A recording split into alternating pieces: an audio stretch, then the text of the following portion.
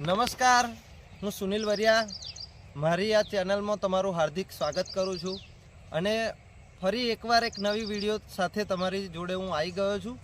તો આજે એક એવા ખેડૂતની મુલાકાત કરાવવા જઈશ કે જેમને આપણી આ દવા વાપરીને જે રિઝલ્ટ મળ્યું છે અને એમને જે સંતોષ થયો છે, તો એમની સાથે વાત કરીશું. શું નામ તમારું? રમેશભાઈ. રમેશભાઈ. આ ગામ? મોટી સામરદેવી. તો રમેશભાઈ, તમે આજે ખેતી કરી છે, બાજરીની ખેતી, બરાબર? તો એમને આજે બાજરીની ખેતી કરી છે, તો આ કેટલા વિસ્તારમાં હશે? અડધા વીઘામાં છે. અડધું વીઘું જેવું ખરું, બરાબર?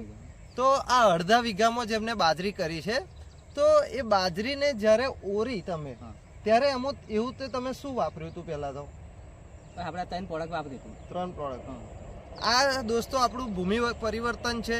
એ બાજરીને જ્યારે ઓરી ત્યારે આ ભૂમિ પરિવર્તનને એની જોડે મિક્સ કરી દીધું હતું, બરાબર? તો આને મિક્સ કર્યું હતું. એની સાથે સાથે આ આપણું રૂટ પરિવર્તન અને આ જે સોઇલ પાવર છે, તો આ બેનો પટ આપ્યો હતો. આ બેનો થોડો પટ આપ્યો છે અને આ ભૂમિ પરિવર્તન આખું મોઈને પછી એને ઓર દીધું છે. તો એ ઓર દીધા બાદ તમે બીજા દિવસે શું કર્યું? પાણી મૂક્યું. બીજા દિવસે પાણી મૂક્યું અને પાણીની અંદર આ જે 2 બોટલ જે વધી હતી એ અંદર આપી. ઓકે. તો દોસ્તો, આ ભૂમિ પરિવર્તન છે એને આખું આપ્યું જમીનમાં અને પછી આ 2 બોટલનો થોડો પટ આપ્યો હતો અને બીજા દિવસે એ જ બાજરીની અંદર પહેલું પાણી મૂક્યું ત્યારે આ બંને બોટલ જમીનમાં આખી છોડી દીધી હતી, બરાબર? હવે એ આખી બોટલ છોડ્યા પછી પહેલું પાણી અને બીજું પાણી ક્યારે લીધું? 25.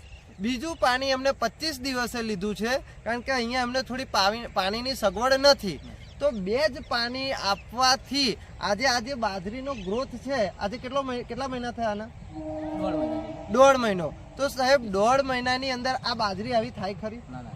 તો સાહેબ 1.5 મહિનાની અંદર આ બાજરીનો વિકાસ છે અને માત્ર 2 જ પાણી મળ્યા છે.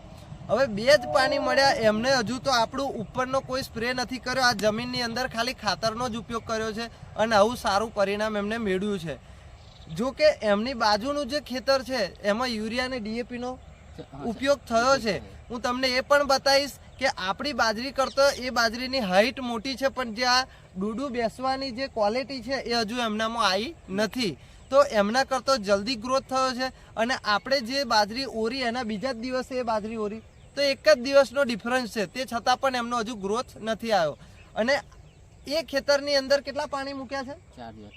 એ ખેતરમાં 4 પાણી ને આપણા ખેતરમાં ખાલી 2 પાણી. તો 2 પાણીમાં તમે એની હાઈટ જોઈ શકો છો, એની ક્વોલિટી જોઈ શકો છો. તો નજીક લાવજો અને આ બાજરીનું તમે એ બતાવજો. આ સાહેબ બાજરીનું ડૂડું જોઈ શકો છો તમે, કેટલી હાઈટ છે.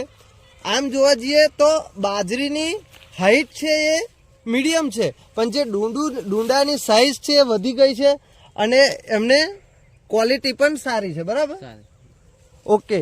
તો બીજું કે તમારી બાજરીની અંદર અત્યારે કોઈ જાતનો પ્રોબ્લેમ ખરો? કોઈ પ્રોબ્લેમ. ઓકે. આમાં કોઈ ઈયળ કે કોઈ જાતનો ઇસ્યુ? અમને આપણી બીજી કોઈ દવા નથી મારી ઉપર, તે છતાં પણ બીજો કોઈ ઈયળનો ઇસ્યુ નથી. અને જે બીજું ખેતર છે બાજુવાળું, એમાં અત્યારે ઈયળનો પ્રોબ્લેમ છે. તો હું તો એટલું જ કહીશ કે આ દવા વાપરવાથી તમે ખુશ છો? હા, ખુશ. તો તમે આ દવા વાપરો અને બીજા ખેડૂતોને વપરાવો. તો આ ખેતરનો પણ થોડો રિવ્યુ બતાવીશ કે અમને કેટલી ફૂટ છે, 4 પાણી મૂક્યા છતાં પણ આજે વિકાસ ઓછો છે. Okay, thank you. લાવો જરા.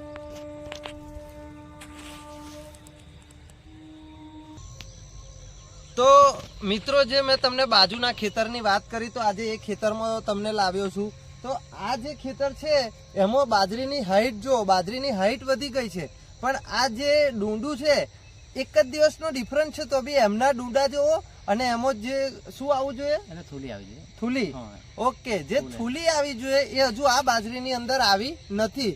જ્યારે આપણી બાજરીમાં 2 પાણીમાં થૂલી આવી ગઈ અને આમાં 4 પાણી થઈ ગયા અને હજુ ભેજ તો છે આ બાજરીમાં, તો પણ જો એવો વિકાસ થયો નથી. પ્લસ કે જે જીવાતની વાત કરી, તો આજે આ તમે જીવાતમાં જોઈ શકો છો, આ ઈયળનો પ્રોબ્લેમ બી આમાં વધારે છે. જો આપણે મકાઈની અંદર જોઈએ કે બધા પાન જે ખવાઈ જાય છે, એ રીતના સેમ ટુ સેમ આ રાડાની હાલત તમે જોઈ શકો છો. બરાબર.